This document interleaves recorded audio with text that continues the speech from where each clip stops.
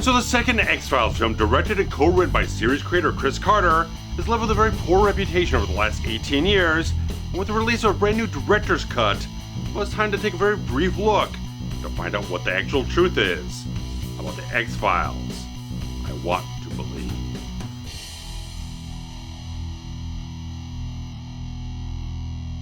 Six years after being ostracized from the FBI, Fox Mulder, by way of Dr. Dana Scully, is courted to aid in a missing persons case by FBI Special Agent Whitney. However, it is the supposed visions of purported psychic Father Joe, a convicted child predator, that requires Mulder's unique perspective. Meanwhile, Scully faces her own anguish in caring for a terminally ill child and splintering her and Mulder's relationship. With severed body parts, a missing FBI agent, further abductions, and organ harvesting leading to gruesome fears, Mulder has to trust in these visions to lead him to the truth. So originally hitting cinemas on July 25th, 2008, The X-Files I Want to Believe did not become a major box office success. Produced on a budget of about $30 million, grossed back only a little over $20 million domestically, with about $47 million gained from the international markets, but definitely performed below expectations. And this arrived about 6 years after the conclusion of the 9-season television series, which ran from 1993 to 2002, and previously gotten a feature film out of the entire franchise in 1998 with a film called X-Files Fight the Future, which was actually produced on a budget of more than twice of what this film got 10 years beforehand. And it was an interesting thing that, okay, some people felt like the series kind of overstayed its welcome. Certainly, the original idea was kind of like, stop the series after like 5 seasons, then you do just a series of feature films after that, but it was such a big hit that Fox kind of like, we need to keep this thing going, so it kept going on with different mixed results and from season to season, certainly dropping ratings from one season to the next to the end of the entire thing, and it had a bit of a contentious series finale. A lot of people were not terribly satisfied with it because it kind of still left a lot of things unanswered, a lot of things kind of not tied up overall, so it still felt like there was a door open for more stories to be told at some point in time, and Chris Carter, again series creator, was actively trying to develop another feature film after the series had been concluded in 2002, but still kept going around in kind of like development hell. Like there's some kind of legal issues going on between Carter and 20th Century Fox that kept things kind of in turnaround. They kept like saying, oh, we're developing a script and things are not happening, and David Duchovny is talking about this, that, and the other thing, but things are not really going anywhere, so year after year, things aren't going anywhere, then there's not a script really in place, then eventually they get a script, and so it takes a long time, and by the time you're getting to this thing, the theaters, you kind of feel like the iron's cold. Usually you want to strike when the iron's hot. It's kind of cooled off by this point, but you can reignite it if there's something interesting enough to spark people to kind of go back to it, but like I said, series kind of peaked back in 98 with the 5th season into the feature film. They kind of trailed off a little bit here and there, so kind of a nebulous region to be in 2008 to kind of get these things going. And the fact of the matter is, the thing so underperformed domestically because it got released 1 week after The Dark Knight hit cinemas, which became a $1 billion hit in 2008, so very much a bad thing. And even when you're looking at this film, it doesn't feel like it's a summer blockbuster tentpole type of positioning. It feels like saying maybe you're releasing like the fall, September, October, November, some quieter points. We're not dealing with real heavy with blockbusters kind of popping up around you. So I don't know. There's a lot of things that kind of question with this entire film, why they went with the ideas they went with. Where 20th Century Fox were thinking about planting this thing on the release schedule and various other things like that. Where I want to praise the good things I have for this one, because the thing is, I did not see this film until about a week ago. Being a guy who is pretty much a hardcore X-Files fan from like season 2 onwards, where I jumped in, the whole thing was just like, I saw the first film in theaters, I watched pretty much every episode as it aired all the way to the end. 2008, I wasn't interested. Like, I saw this trailer, like, it didn't look interesting. It didn't entice me into the whole thing. And I'm just like, doesn't look that kind of necessary for me, because it's not a mythology story, so it doesn't feel like it's tied into anything really kind of hardcore to kind of like satiate that kind of open-ended series finale we got. So it's just kind of a step forward for the characters of Mulder and Scully, but kind of didn't quite grab the attention overall appeal to kind of go for it as a necessary thing as part of the franchise there. So good things you have here. You have wonderful cinematography from Bill Rowe, who shot a bunch of episodes for the original series. The fact is, the original X-Files show, it really raised the bar for television. The production quality, the cinematography they had there, the look of the entire show, nothing else looked quite like this. So it kind of broke ground in that regard to make it look that high-end every single week. And so bringing that to the feature film here in 2008, they definitely do that. Bill Rowe just captures a very oppressive, dark, somber, and also moody atmosphere overall, just like it feels like the X-Files here. And as all that quality just brought up to that feature film quality level, which they also did in 98, they did a great job to make this feel like it has an atmosphere to it. It has a theatrical, cinematic quality to it, just brings it up to that level so much. Of course, Mark Snow's score for the entire thing really sets the bar so very high, just brings in all those signature sounds you want from the X-Files and just, again, brings it up to a very high level in that regard. So on those levels of cinematography, the music overall, just a very good job to raise it up to a theatrical level there. And you even got David Duchovny, Gillian Anderson are just evergreen in the performances here. Just like watching it, as again, like I haven't seen it, I never saw it. So it's just like this is a new cog that I hadn't seen in the X-Files before, and seeing them two on screen, they're absolutely perfect. The emotional resonance they have between these characters, taking this step beyond where they were with FBI agents and dealt with all that type of stuff. Now Scully's moved on, she's an actual doctor in that regard, and Mulder's this kind of recluse. He's kind of fall off to the side, he's kind of like in hiding from the FBI and stuff like that, but he gets brought in and he gets kind of the bug again. They're kind of like, I gotta go, this is what I am, this is who I am, this is what I do, and stuff like that. So he's getting kind of wrapped up in this whole thing that Scully really doesn't want to involve herself. She doesn't want to touch that anymore. She just wants to be apart from that and kind of do and deal with the things that she's kind of emotionally tied up in the whole thing. So the two of them are just absolutely spectacular in these roles. They're carrying the entire film. They carry the weight of the film, the attention, the gravity of what's going on in the film is so linked into their performances so much, and they're just absolutely 100% perfect in the characters that they're portraying here. But you get some problems. There's a lot of problems here. Like Chris Carter, he directed about 10 episodes of the entire series, which ran again for 9 seasons. So it's not a lot of episodes. Some things here and there that are very good, but he's not one of the most accomplished directors they had on the series there. So you can kind of see, like, maybe if they brought someone back like a Rob Bowman or something else like that to kind of have more of a hand towards it, kind of bring in a different perspective of what they're doing with some of the elements in the story here, might have changed some things here or there, because the general story just doesn't feel like it belongs on the big screen. Because it's basically just a Monster of the Week episode. It's not a mythology episode with the alien conspiracy stuff, all that type of stuff, which is the thing you're kind of left hanging for the end of the series. They kind of get that kind of satiation of that wrap-up, that kind of cog in the story there. And so having that in that sort of way, we're dealing with something that's very much apart from that, and it doesn't quite have as much kind of X-Files elements. Which is, there are tinges of it. We have these guys who are harvesting organs, and they're kind of stitching this guy together like a Frankenstein. And so there's that kind of element there, but it doesn't quite feel X-Files-y enough for me. Because the thing that they do that is kind of hitch it into Billy Connolly's character of Father Joe, who's supposedly a psychic, but the fact is, you give this to a character that you design in a certain way who's this utterly irredeemable character, because the best way I can put it in the soft language I have to do here on YouTube is that he's a child predator. Convicted of violating 37 altar boys, so this guy's just despicable human being on any level. And the fact is, you got this entire thing where you're hitching the story on this guy, you think he's maybe kind of this psychic that's kind of leading him towards these guys, but there is also the fact that he's kind of linked to these people because he kind of abused these guys as kids, and there's all different things wrapped up and around in the whole thing that gives a very icky feeling overall that a re-edit of the film is not going to fix those problems. And going into this thing, having a lot of press where Chris Carter is kind of saying, oh, they kind of stunted me in trying to not make this like this hard R horror film, and now I'm finally getting the chance to recut the film and make it the thing I really wanted to, but there was an extended cut on the actual Blu-ray and the DVD release or whatnot back in the day, but this is actually about 6 minutes shorter than the theatrical release. So this thing's cut out of it. There's not quite as much added. There's minor couple shots, little alternate stuff here and there, but it's mostly chopping things out of it.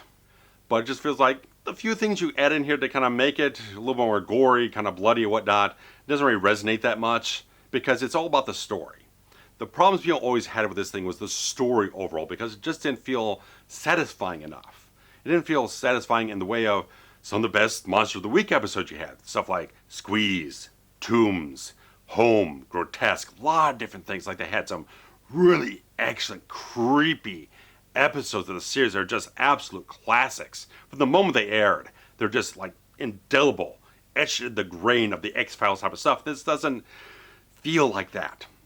And cutting it down or adding more footage just feels like it's not really going to solve the fundamental problems of what you had with the entire thing, because they're all in the script.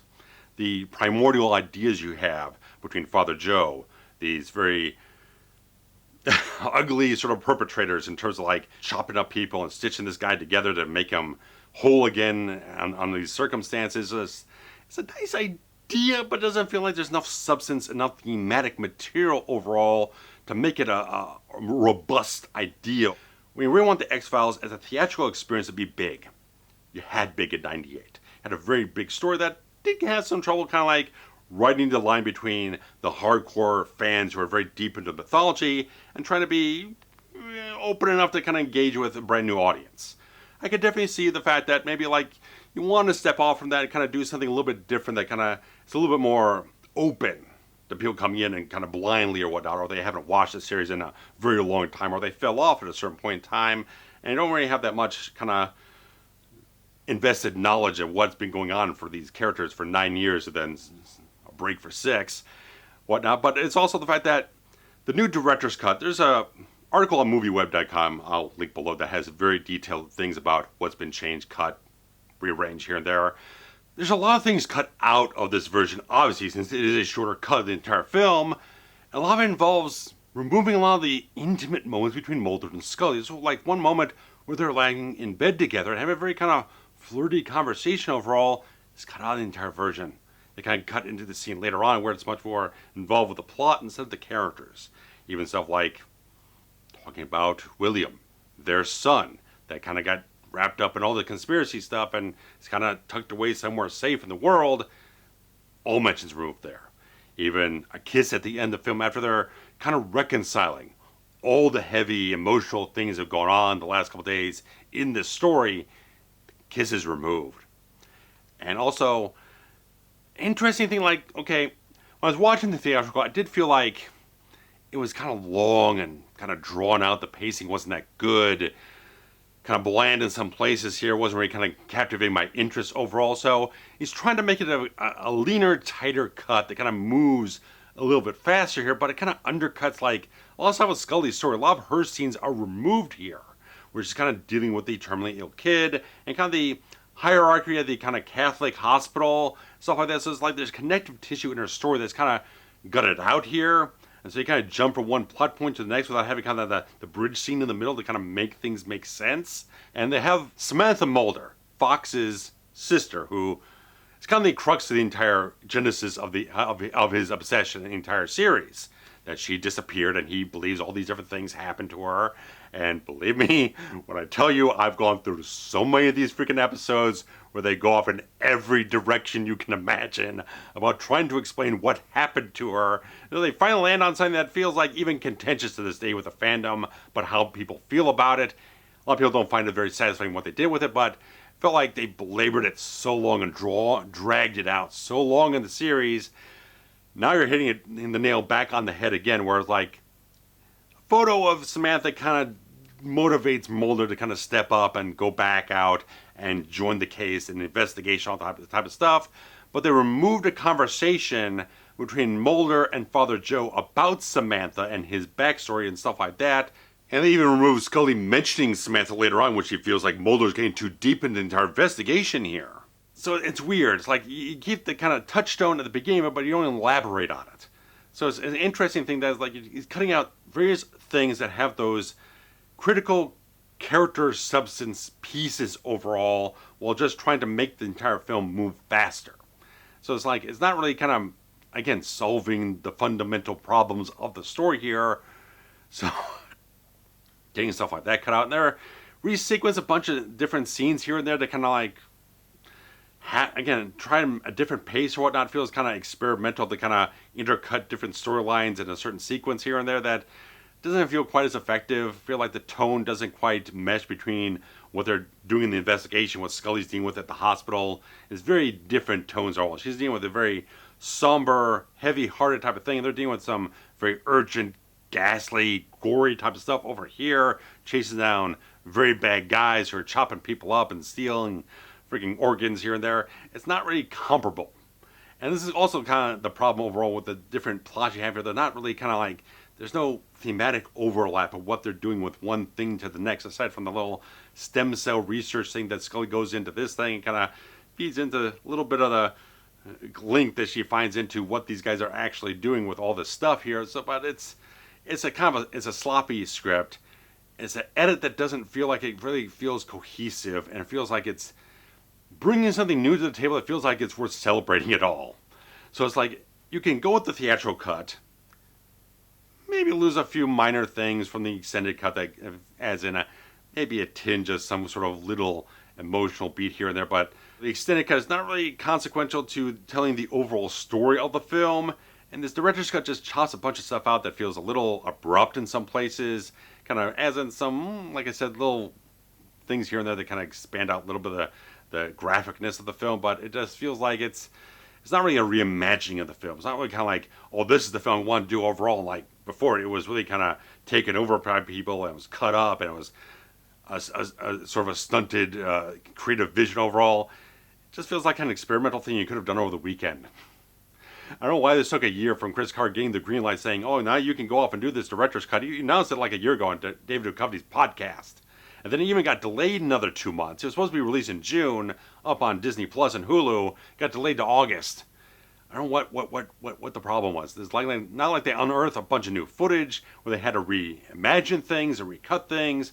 There's a lot of things that are just kind of chopped out here and there that just feel like they draw attention to themselves of what you're actually doing here. And it doesn't really kind of bring anything terribly new to the table to really kind of make it a much more satisfying, interesting, kind of revelatory new version of the entire film here. So it's better in the pacing in places, but overall it just doesn't feel quite like it's doing enough to really make it justifiable. If you don't already have Hulu or Disney Plus, don't bother signing up just to see this. It's not worth the time. It's not worth the time. If you've seen the other cuts before, you can just imagine what's going on here. They just take a couple things in from the extended cut, then they chop a bunch of other stuff out here and there, and they just rejigger a couple sequences here and there, move a shot or a little scene up or backwards or whatnot. It's not that radical of a new cut to really justify the kind of press it's getting. It's not that much of a thing. So it's a complicated film that just, like I said, I feel like they needed someone else to come in on this whole thing back in when they're actually making the film.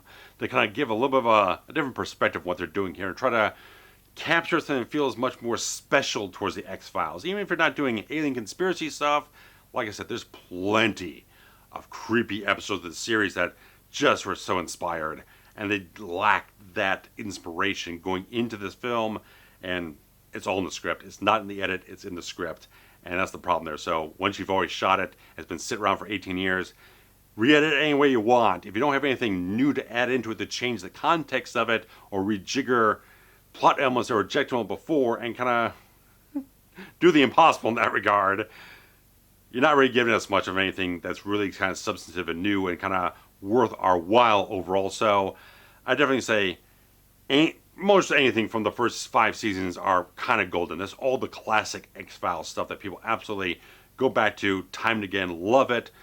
Some stuff from 6, 7, and even 8, I feel like are good. There's some good stuff there, but there's some wonky concepts when you get into the mythology episodes in some places over that might not be as good, but there's some good episodes still in there. But also the 1998 film is a very good piece of work that I feel like it's worthwhile. It's a very essential piece of the X-Files mythology, and it's still an enjoyable film overall to the fandom overall. So I'd like to hear your guys' thoughts. If you've watched this new Vrach Frankenstein director's cut up on the entire service there, let me know what your thoughts are, or even just the general thoughts you've had about this entire film since 2008. Anything about what I want to believe, let me know about it. Even if you want to talk a little bit about the revival series, which again, like I said, kind of checked out on. Didn't find it very compelling to kind of keep on going with it, and certainly there were mixed reviews of those 2 seasons overall, so I feel like I'm fine leaving it that kind of maybe not totally satisfying series finale, but where we go from there, it gets even more kind of contentious overall. So guys, I'd like to hear your thoughts overall about the X-Files. Hit the like button, hype, super thanks feature, Patreon, subscribing if you haven't, and also sharing links around do very, very good things for this channel. But guys, thanks so much for joining me for this entire discussion here, so take care, bye-bye.